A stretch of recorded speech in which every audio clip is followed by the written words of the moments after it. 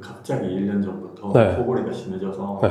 지금 우리 이제 40세 초반이시고 그죠? 체중은 많이 나가지도 않는데 코골이가 1년 전부터 생겼다. 좀 황당하잖아요, 그죠? 왜냐면 보통 우리 코골이라 하면 덩치 크신 분들, 비만이신 분들, 60, 70세 어르신들 이런 분들이 생기는 거를 흔히 알고 있었고, 그리고 예를 들어 편도가 크신 분들, 이런 분들 같은 경우에는 젊었을 때도 코골이가 있어야 되는데 없던 편도가 생기는 것도 아닌데, 나는 그런 조건이 전혀 없는데 갑자기 코골이가 생기면 걱정을 많이 하죠. 근데 사실 꼭 비만이 아니더라도 실제로 비만인 경우에 코골이가 많이 생기는 건 맞거든요. 그런데 비만이 아니더라도 코골이가 생기는 경우가 있어요. 왜 그러냐면 우리가 이제 나이가 들다 보면 우리 근육이라든지 조직들의 탄력이 떨어지거든요. 그럼 예를 들어 우리가 누워서 자잖아요. 그러면 호흡기도를 구성하고 있는 근육이나 이 조직들이 탄력이 떨어지니까 처져 버리는 거죠. 그러니까 이제 코골이가 생기는 거죠.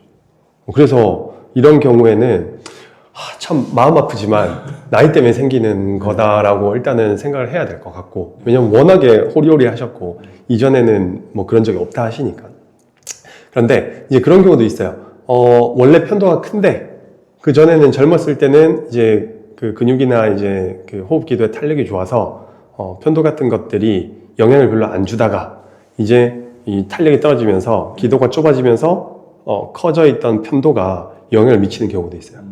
그래서 예를 들어서 편도가 크다든지 아니면은 비중격, 이 코가 휘어 있다든지, 그러면은 우리가 숨 쉬는 길은 두 개잖아요. 코 아니면 입이잖아요. 근데 코가 좁아지면은 입으로 숨을 쉬어야 되니까.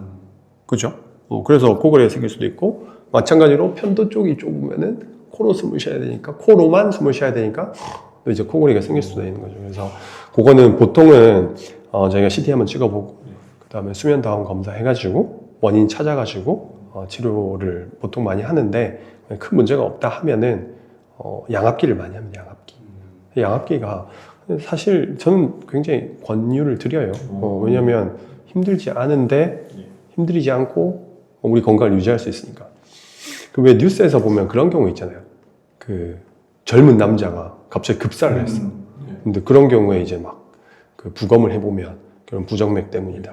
근데 그 부정맥의 원인이 그 수면 무호흡 때문에 이런 경우도 되게 많고, 그리고 한 3년 전에 그 바이든 대통령 아시죠? 그 바이든 대통령이 뉴스에 엄청 얼굴 사진이 크게 뜬 적이 있어요. 왜 떴냐면 그 얼굴에 뭐가 눌린 자국이 있는 거야. 난리 났거든요.